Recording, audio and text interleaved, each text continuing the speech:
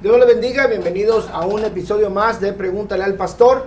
Es un gusto estar nuevamente con ustedes para presentar esta interesante pregunta que nos llega de alguno de los hermanos de la congregación, a lo cual la semana pasada estuvimos viendo una pregunta muy interesante, de lo cual vimos también algunas dentro de las preguntas que surgieron al estar presentando o contestando esta primera pregunta.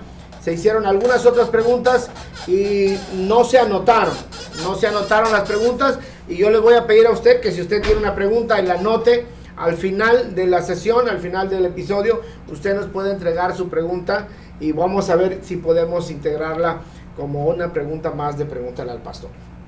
Esta semana tenemos una pregunta bastante interesante, polémica, muy dificultosa para muchas personas. Y dice: ¿puede una mujer fundar y ser pastora de una iglesia? ¿Y cuáles son los versos de la Biblia que apoyan o rechazan la idea?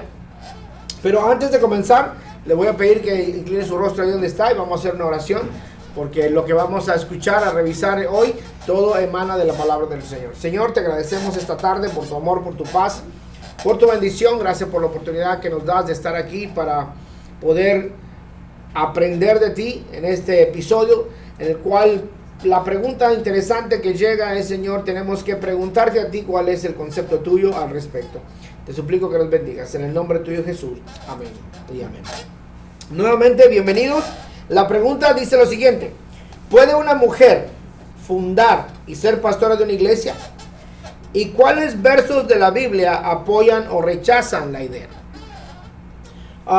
Esta pregunta es un poco problemática, es polémica, es controversial, es divisoria. Esta pregunta divide muchas veces congregaciones, divide organizaciones, divide el mundo cristiano en sectores, y hay quienes se oponen abiertamente a que una mujer sea un pastor.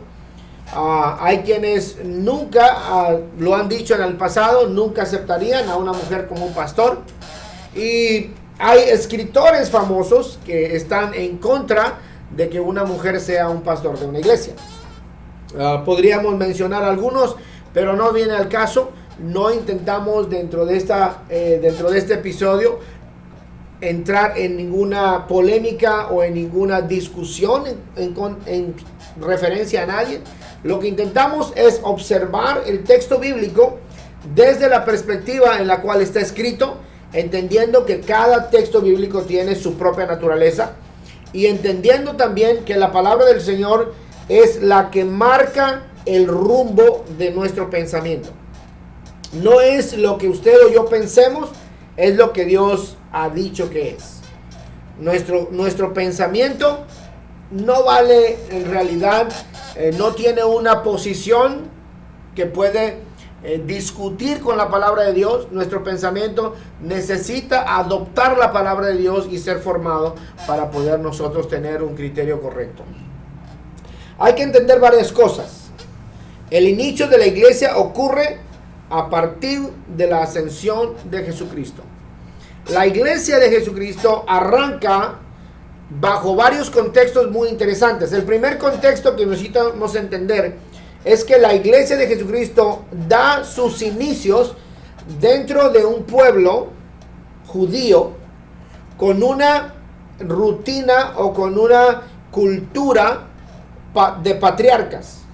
Los patriarcas, todos los patriarcas a lo largo de la historia, de los más famosos tal vez, Abraham, Noé, Moisés, pero es una línea patriarcal, ahí donde el hombre es la cabeza del hogar, la cabeza religiosa, el hombre es el dirigente también, el hombre es el que cubre todos los espacios que tienen que ver no simplemente con la vida social del pueblo, pero también tienen que ver con la vida religiosa del pueblo.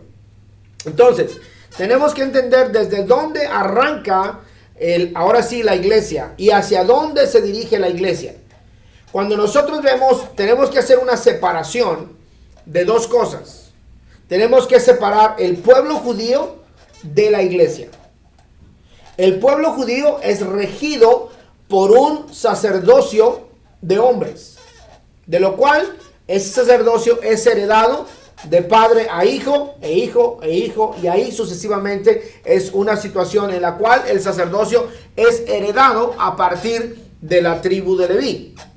Entonces, tenemos que hacer una separación entre el pueblo de Israel, de que está regulado por un sacerdocio de hombres, por una línea de patriarcas, y donde todo apunta en cuanto a los registros bíblicos. Hay algunos pequeños ejemplos de mujeres que aparecen en la Biblia, pero la gran mayoría de personajes protagonistas de la Biblia ocurren en la vida de hombres. Pero cuando entramos al Nuevo Testamento, vemos ahora una figura bastante importante, que quiero que usted mire esta figura, porque muchas personas atacan el ministerio de la mujer, no aceptan el ministerio de la mujer, pero sobreviven gracias al ministerio de la mujer. Entonces, si nosotros habremos de dar un lugar a la mujer, tendría que ser un lugar de igualdad. Pero quiero que veamos dos imágenes, por favor. Una imagen interesante que a lo largo de la historia bíblica solamente se registra una sola ocasión en la historia bíblica.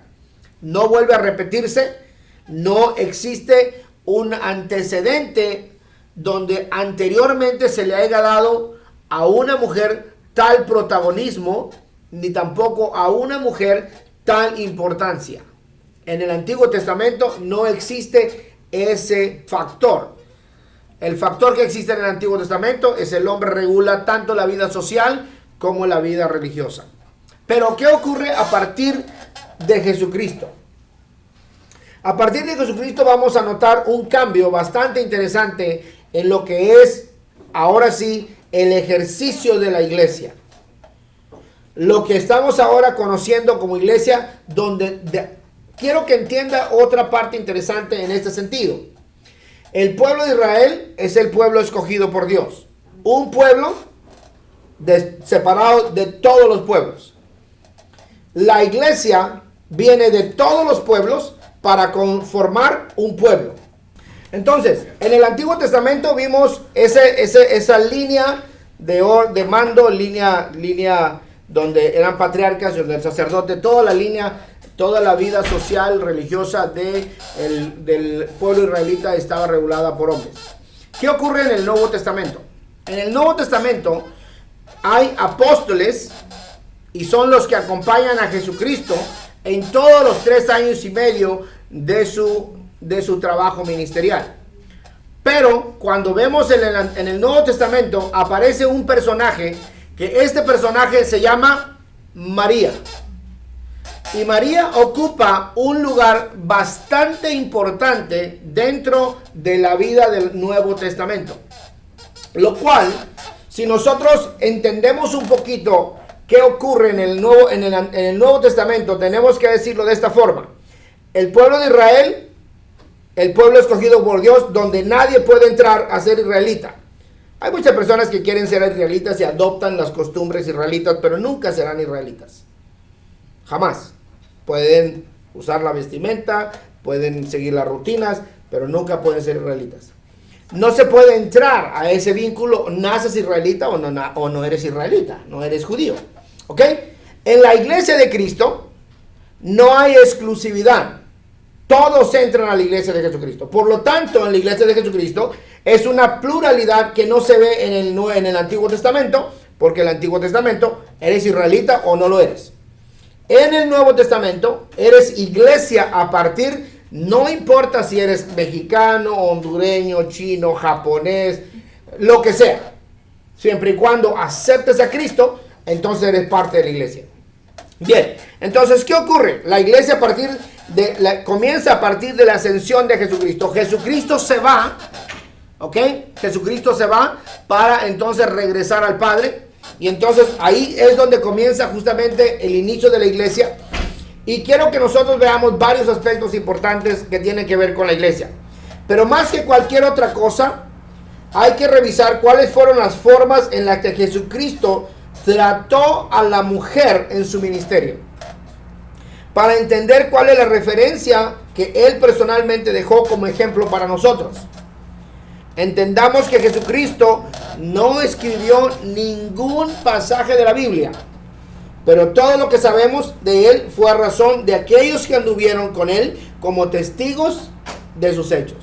Y tenemos que entender bajo sus palabras el siguiente concepto.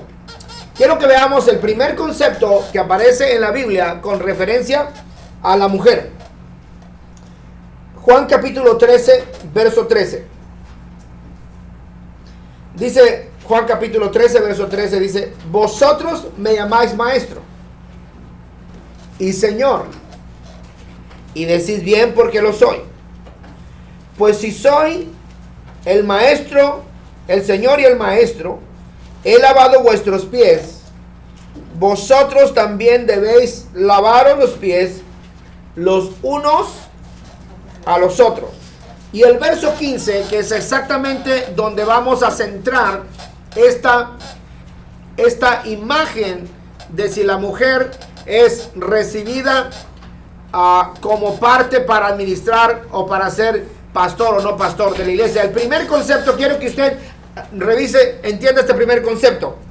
Dice Jesucristo: porque ejemplo os he dado, para que como yo os he hecho, vosotros también hagáis. Bien, entonces, para que nosotros podamos entender qué es lo que ocurre con la mujer en la iglesia, tenemos que ver Jesucristo, cuál es el lugar que le entrega a la mujer en la iglesia. ¿Ok? Entendamos ahora entonces que la primera cosa que quiero remover de la mente de ustedes, no estamos hablando del pueblo judío. La primera cosa que queremos que entender es que no estamos hablando del pueblo judío. En otras palabras, no estamos hablando de una línea de patriarcas. Ni estamos hablando tampoco de un ministerio sacerdotal de hombres. Eso quedó en el Antiguo Testamento. Si nosotros podemos partir desde ese principio, entonces entenderemos que tanto el ministerio sacerdotal del hombre quedó en el Antiguo Testamento y la línea patriarcal quedó en el Antiguo Testamento. ¿Ok? ¿Qué es lo que ocurre ahora en el Nuevo Testamento? Vamos a utilizar, primero que nada, vamos a aceptar lo que dice Juan capítulo 15. Ejemplo os he dado.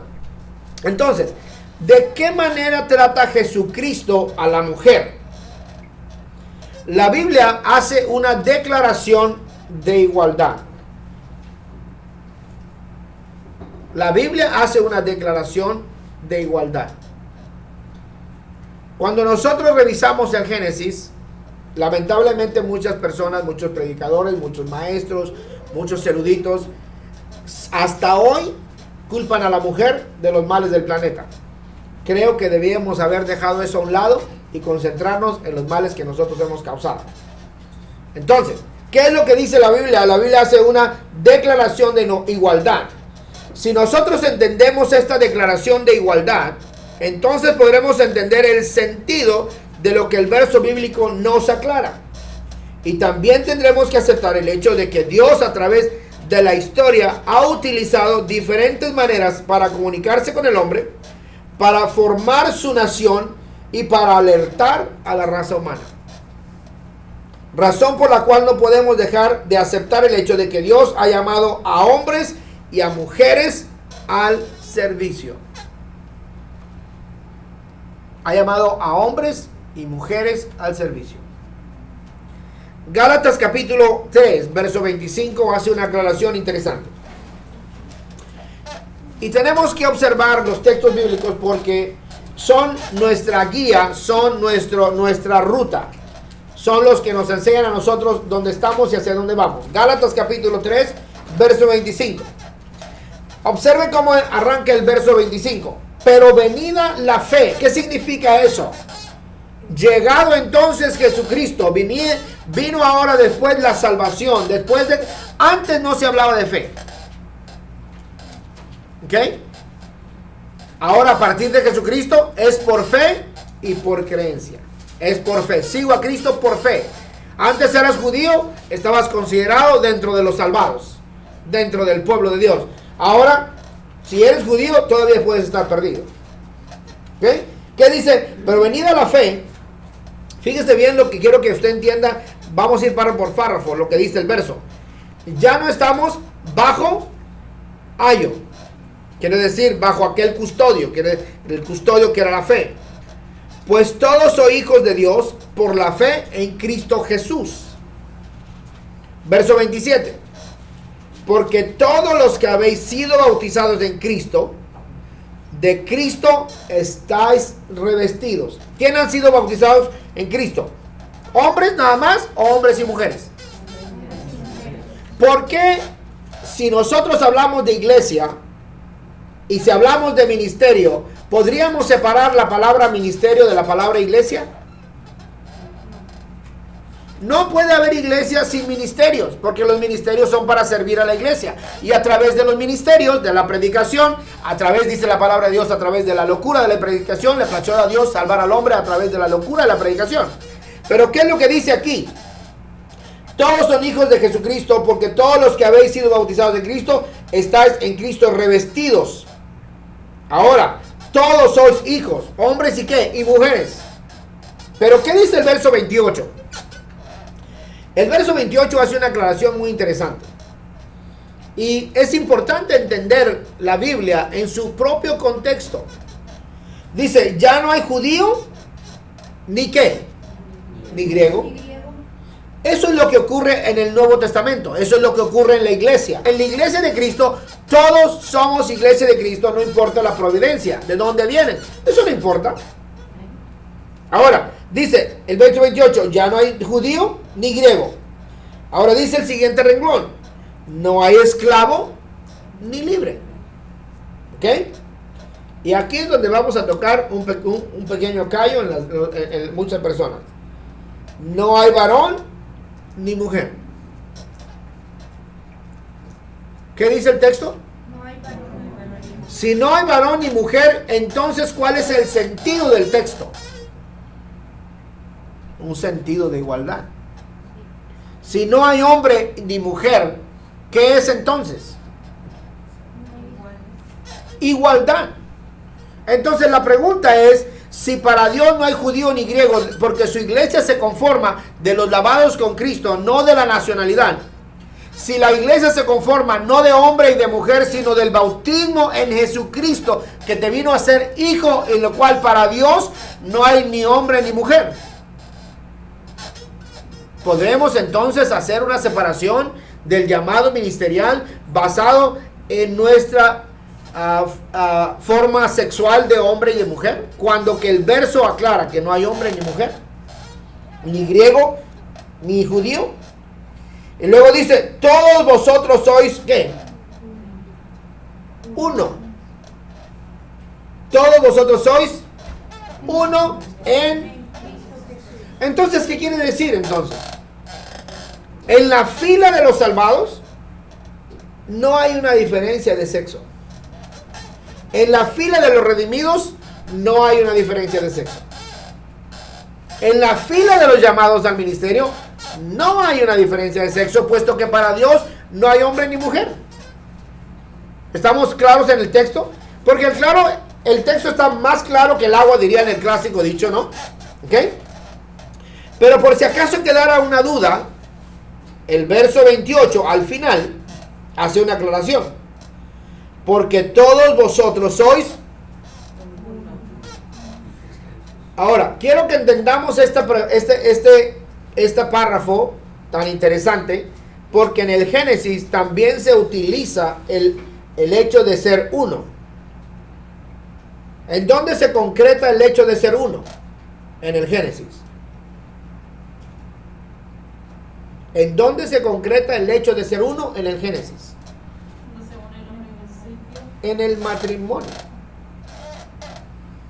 El concepto de ser uno en el matrimonio, en el Génesis se ve justamente en el matrimonio.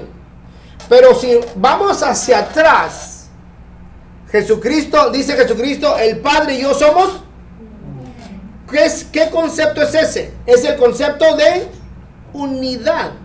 Si vemos a Dios en uno, Y cuando nosotros vemos en el lago donde Jesucristo está siendo bautizado, en el lugar donde está siendo bautizado, oímos, se oyó la voz del Padre, se miró la paloma y Jesucristo, y aún así, siendo tres diferentes entidades, Jesucristo dice, el Padre y yo somos. En el Génesis dice, dejará al hombre a su padre y a su madre y se unirá a su mujer y serán los dos una sola.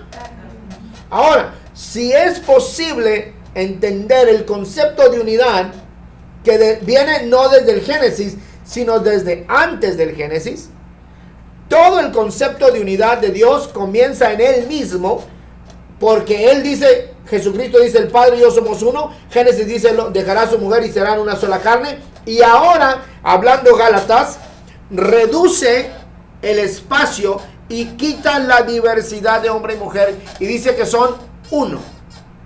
Dice, ya no hay hombre ni mujer. Qué triste sería que tuviéramos un Dios, ¿ok?, en la actualidad, que solo bendijera al hombre, cuando que de forma muy personal te puedo decir que la mujer muchas veces tiene más sentido de justicia que el hombre, ¿ok? Tiene un poquito más desarrollado la sensibilidad de la justicia por una razón: el amor. Y el amor al amor que me refiero es el amor de la madre. Que el amor de la madre es el más similar al amor de Dios. El hombre está basado más bien en la lógica. ¿Qué me conviene y qué hago? ¿Me explico? Qué difícil sería para nosotros estar regulados simplemente si usted se fija en nuestro planeta. ¿Ok? Nuestro planeta en su gran mayoría ha sido regulado ¿por quién? Por los hombres. ¿Y a quién someten? De todas las formas posibles. Vosotros sois de Cristo, dice el verso 29, ciertamente el linaje de Abraham sois y herederos según la promesa. Por eso ahora el sentido de unidad de Dios otra vez vuelve a unir, no simplemente es Dios en uno, Jesucristo y el Espíritu Santo. En el Génesis, la unidad en el hombre y la mujer. En el Nuevo Testamento, Jesucristo dice que ahora el hombre y la mujer son unos. Y en el verso 29 dice, si vosotros sois de Cristo, ciertamente el linaje de Abraham sois herederos de la promesa.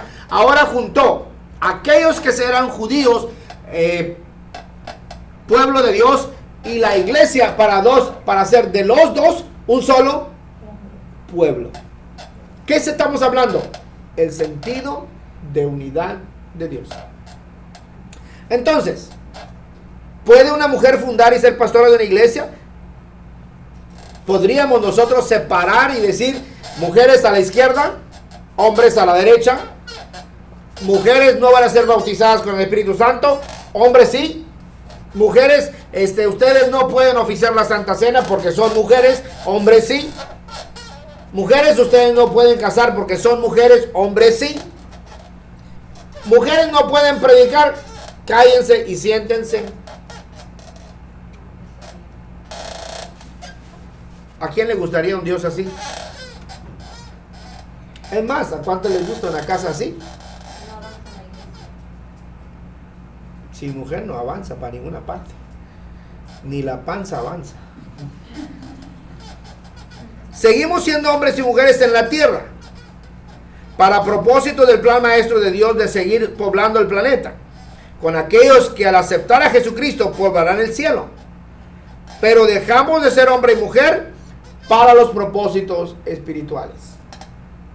Y esa parte me interesa mucho que nosotros la entendamos, porque aquí hay tremendos conflictos. Hay pastores muy famosos que se atreven a decir que si una mujer está dirigiendo una congregación, esa iglesia no tiene pastor. Hay otros que se atreven a decir que si una mujer es pastor es porque está usurpando el lugar del hombre. Pero hay ejemplos realmente gigantescos en nuestra actualidad donde han sido mujeres las que han formado iglesias, las que han levantado testimonios impresionantes, y no podemos negar la evidencia. No podremos negar la evidencia. Pero dejamos de ser hombre y mujer para los propósitos espirituales. ¿Qué dice 1 de Corintios capítulo 11, verso 3? Vamos entrando ahora al Nuevo Testamento y vamos observando qué ocurre en el Nuevo Testamento. Quiero que usted recuerde lo que el primer concepto que hemos visto nos está enseñando, que es, dice Jesucristo, ejemplo se da.